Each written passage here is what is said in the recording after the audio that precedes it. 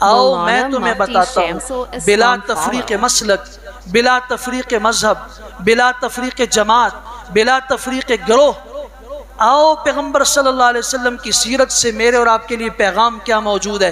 پہلا پیغام عرض کرنا چاہتا ہوں، حضور کی پوری سیرت پڑھیے۔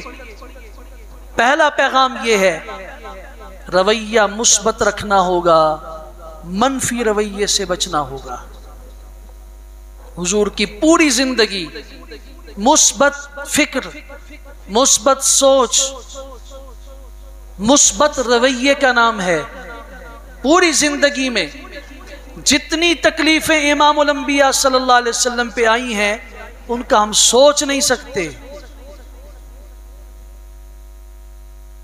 آپ نے خود فرمایا لقد اوذیت فی اللہ ما لم یؤذ احد، مجھے اللہ کے راستے میں اللہ کے دین کے لیے اتنی ایذائیں دی گئیں، اتنی تکلیفیں دی گئیں کہ اتنی تکلیفیں کسی اور کو نہیں دی گئیں۔